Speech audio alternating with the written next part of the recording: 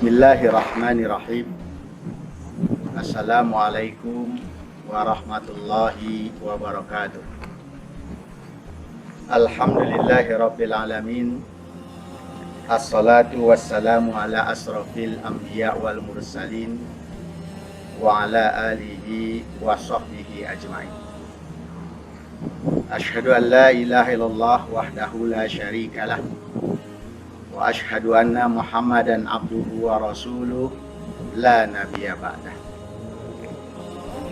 Faqala Allah ta'ala fil Qur'anil Karim, a'udzu billahi minasy syaithanir rajim. Bismillahirrahmanirrahim. Iqra bismi rabbikal ladzi khalaq. Shadaqallahul azim. Wa qala Rasulullah sallallahu alaihi wasallam, utlubul ilma minal mahdi ilal lahdi. Sadaqallah wa sadaqa Rasulullah sallallahu alaihi wasallam. Alhamdulillah, kembali kita memuji Allah pada pagi hari ini dengan segala limpahan rahmat dan karunia-Nya.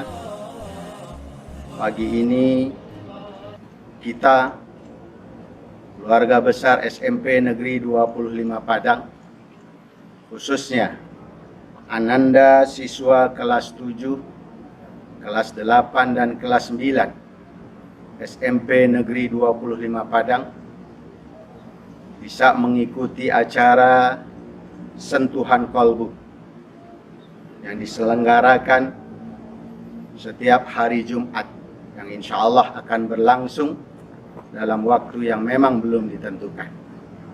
Mudah-mudahan kita memohon doa kepada Allah Subhanahu wa Ta'ala, kegiatan yang kita ikuti pada pagi hari ini mendapat ridho dari Allah dan mendapatkan keberkahan yang banyak, yang tentunya harapan kita bisa memberikan manfaat yang besar untuk kehidupan kita di kemudian hari. Selanjutnya, selawat beserta salam kita juga berdoa kepada Allah Subhanahu wa Ta'ala, kiranya disampaikan kepada Nabi besar Muhammad sallallahu alaihi wasallam.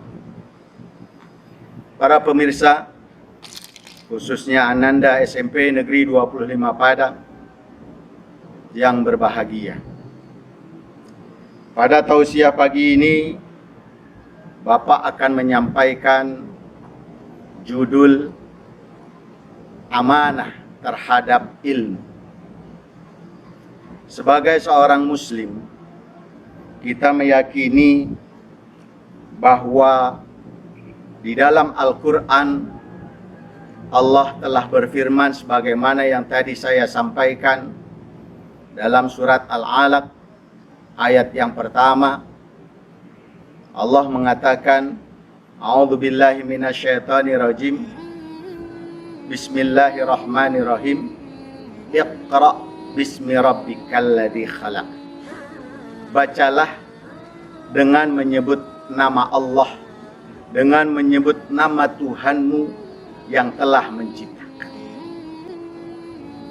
Dari ayat ini sebenarnya kita sebagai umat Islam mempunyai amanah terhadap ilmu ada 4. Yang pertama, amanah untuk mencarinya, amanah untuk menuntutnya, dan amanah untuk mendapatkannya. Dan ini merupakan salah satu dari kewajiban umat Islam, sebagaimana Rasulullah menyatakan dalam sabdanya, talabul ilmi ala faridatun fi kulli muslim.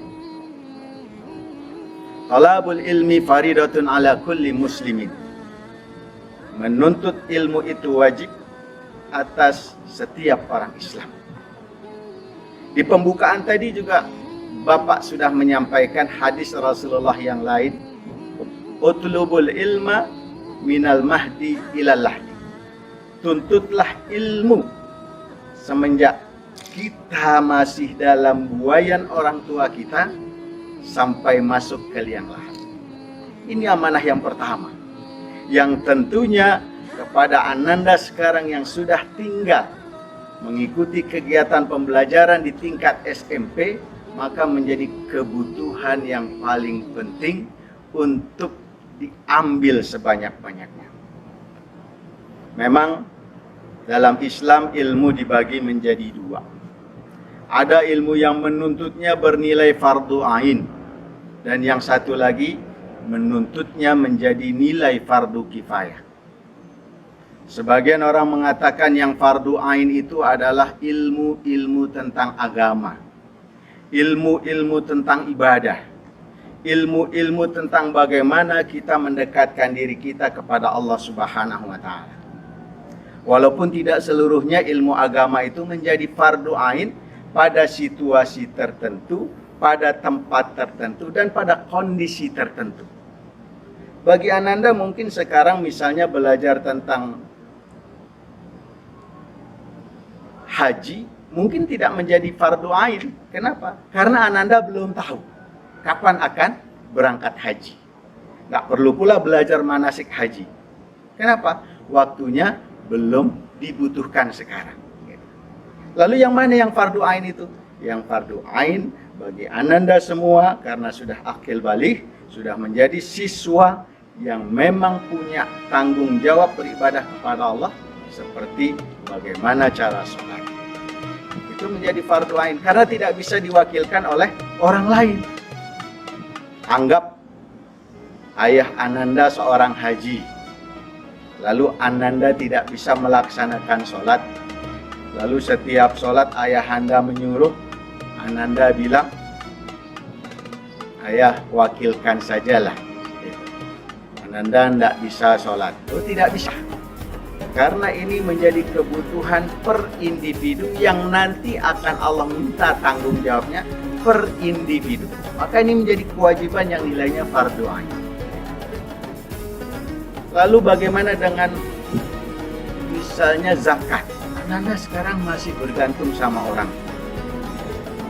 Hukum tentang zakat masih orang tua yang punya ilmunya yang fardu ain. Ananda belum, enggak apa-apa untuk sekarang, belum belajar tentang zakat, apalagi tentang waris.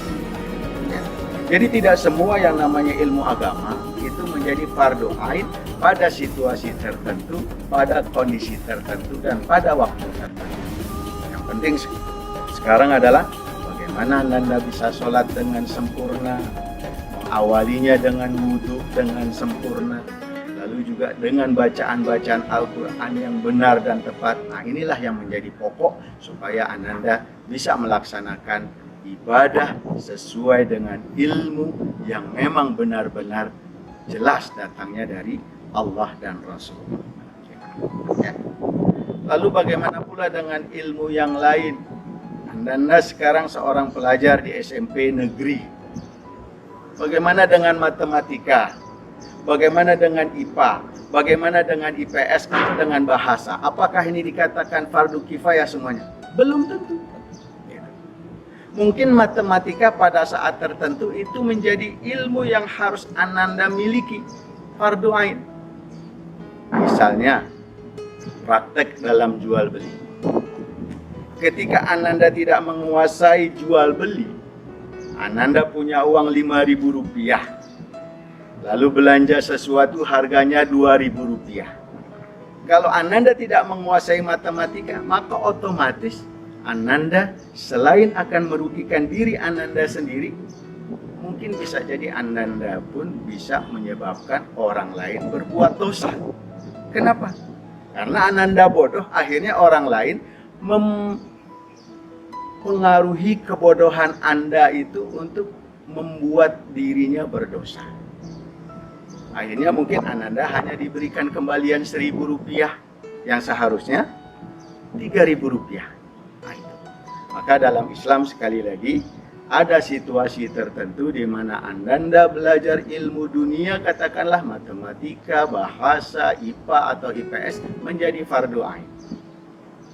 Atau Ananda tiba-tiba sekarang ada perintah khusus mengikuti orang tua dinas ke luar negeri, yang mungkin di sana berbahasanya tidak seperti bahasa tempat tinggal Ananda. maka pada saat itu Ananda menjadikan pelajaran berbahasa di tempat tinggal Anda itu menjadi fardu ain. Supaya apa? Supaya tidak membuat diri Ananda rugi dan juga akan menyebabkan orang lain melakukan dosa lantaran kebodohan kita tidak memiliki ilmu yang dibutuhkan pada saat itu. Itu yang pertama. Lalu bagaimana cara yang baik, adab yang baik kita untuk mencari ilmu, untuk menuntut ilmu? Yang pertama tentunya yang paling mendasar adalah niat yang baik. Niat yang jelas, niat yang ikhlas, yang benar-benar datangnya supaya ilmu yang kita dapat itu bisa memberikan manfaat yang besar buat diri kita, buat keluarga kita, buat masyarakat kita, buat agama, bangsa, dan negara kita. Ini niatnya. Bukan semata-mata untuk mendapatkan nilai. Bukan semata-mata untuk bisa naik kelas atau untuk lulus. Bukan. Karena ilmu yang paling bermanfaat adalah ilmu yang ketika Ananda gunakan itu bisa memberikan manfaat pula buat orang di sekitar kita. Ya. Jadi niat yang baik. Lalu yang kedua, mengawali mencari ilmu dengan berdoa kepada Allah Subhanahu wa taala. Tujuannya apa? Supaya apa yang kita ingin pelajari pada hari itu Allah bukakan pikiran kita sehingga apapun yang berat tadinya menurut kita menjadi ringan, yang susah menjadi mudah. Akhirnya kita bisa mendapatkan ilmu itu dan tentunya bisa membuat kita menjadi senang. Ya. Jadi ini kepada Ananda semua. Tidak serta-merta kita akan menjadikan bahwa ilmu yang kita peroleh itu hanya untuk kepentingan pribadi kita. Lalu yang ketiga, ya, yang pertama tadi mengawalinya dengan niat, yang kedua berdoa, yang ketiga ini yang paling penting, bersungguh-sungguh. Ilmu itu tidak akan bisa kita peroleh kalau cara memperolehnya kita dengan bersantai-santai, dengan sambil-sambilan, dengan bercanda-canda. Tapi serius dan sungguh-sungguh inilah yang dibutuhkan dalam berislam. Supaya apa? Supaya memang ilmu yang diberikan oleh guru itu bisa kita serap sebanyak-banyaknya. Memang kita meyakini di situasi yang seperti sekarang ini, sumber ilmu itu tidak berasal dari guru saja. Ananda mungkin bisa melihat dari internet, bisa pula membaca berita dari surat kabar atau menonton televisi, itu pun akan mendapatkan ilmu. Tapi sekali lagi, kalau tidak sungguh-sungguh, apapun yang kita kerjakan akan tidak mendapatkan hasil yang baik. Para pemirsa, khususnya Ananda, siswa SMP Negeri 25 Padang yang berbahagia. Lalu yang kedua, setelah kita punya amanah untuk mencari ilmu, maka amanah yang kedua adalah bagaimana kita memberikan supaya ilmu yang kita dapat ini bisa kita pahami dengan sebaik-baiknya.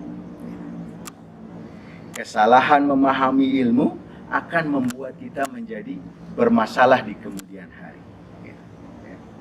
Akan membuat kita menjadi tidak baik di kemudian hari. Maka pahami ilmu baik-baik. Ilmu yang sudah kita dapat, ilmu yang sudah kita peroleh, baik mungkin dari guru-guru kita, baik mungkin dari internet, atau dari televisi, atau mungkin dari surat kabar, pahami dengan baik-baik. Supaya apa? Supaya langkah yang ketiga nanti, amanah yang ketiga, yaitu apa? Mengamalkannya dengan pengamalan yang benar. Dengan pengamalan yang tepat. Karena ilmu yang diamalkan tidak sesuai dengan pemahaman yang baik, bahkan akan memberikan kesengsaraan yang luar biasa. Akan membuat masalah yang besar, bahkan masalah yang besar itu menjadi sangat abadi, bukan hanya di dunia, sampai ke akhirat. Ketika mempraktekkan ilmu tidak dengan cara yang benar. Ada orang pandai belajar cara membuat bom, tapi digunakan tidak untuk dengan kebaikan, maka akhirnya akan merusak, akan hancur, akan membuat kita akhirnya menjadi sengsara, bahkan akan dimintai tanggung jawabnya sampai di hari akhirat. Oleh karena itu, kalau kita memperlakukan ilmu dengan tidak amanah atau khianat, dampaknya jauh lebih besar dan sangat berbahaya, bahkan bisa menyebabkan kesengsaraan yang sangat abadi. Gitu, ya. Maka di antara amanah yang memang harus kita jaga adalah jangan kita merasa sombong dengan ilmu yang sudah kita dapat. Gitu, ya. Apalagi ketika pengamalannya sudah sering kita lakukan, hati-hati dengan sombong. Kita tidak boleh pula merasa sok tahu. Akan lebih baik ketika kita mengatakan sesuatu yang tidak tahu dengan jujur. Saya tidak tahu. Kalau ada orang yang bertanya tentang ilmu yang memang sebenarnya belum kita ketahui, jangan menjawab dengan jawaban yang menurut kita belum tentu benarnya. Akhirnya orang yang mendengarnya, orang yang menerimanya akan mendapatkan kesalahan yang telah kita sampaikan. Para pemirsa serta siswa SMP Negeri 25 Padang yang berbahagia. Yang terakhir, amanah yang paling penting dan ini juga menjadi tanggung jawab Ananda semua adalah ilmu yang sudah dapat harus disampaikan. Jangan Ananda ingin ego sendiri, ingin pintar sendiri, ingin memiliki ilmu itu hanya untuk kepentingan dirinya sendiri. Sampaikan ke teman yang lain. Sampaikan ke abang kalau mungkin abang belum tahu. Sampaikan ke adik kalau memang adik butuh ilmu yang memang kita ingin sampaikan. Sampaikan semuanya. Apalagi itu menjadi bagian dari nilai ibadah itu sendiri. Sampaikan gitu, ya. Sehingga apa? Sehingga semua ada orang di sekitar kita mendapatkan dari ilmu yang kita peroleh. Jadi ada 4 sekali lagi amanah ilmu terhadap diri kita. Yang pertama, bagaimana kita semangat untuk mencarinya, semangat untuk menuntutnya, sehingga kita nanti memiliki ilmu yang cukup, yang bisa kita manfaatkan di dalam kehidupan kita sehari-hari, dan kita terhindar dari orang yang bodoh, orang yang tertinggal, orang yang lalai. Gitu. Lalu yang kedua, dari ilmu yang sudah kita dapat, bagaimana kita mencoba untuk memahaminya. Sehingga nanti pada prakteknya, kita tidak melakukan praktek yang salah dari ilmu yang kita miliki. Dan yang terakhir adalah bagaimana kita bisa menyampaikannya, sehingga orang di sekitar kita pun mendapatkan manfaat yang sama dari ilmu yang kita pelajari. Ini saja mungkin, mudah-mudahan bermanfaat buat para pemirsa semua, khususnya keluarga besar SMP Negeri 25 Padang, dan yang paling utama, yang paling Bapak cintai, kepada siswa SMP Negeri 25 Padang, baik dari kelas 7, kelas 8, dan kelas 9. Sekian, lebih dan kurang mohon maaf. Terima kasih atas segala perhatiannya. Billahi taufiq wal hidayah. Wassalamualaikum warahmatullahi wabarakatuh.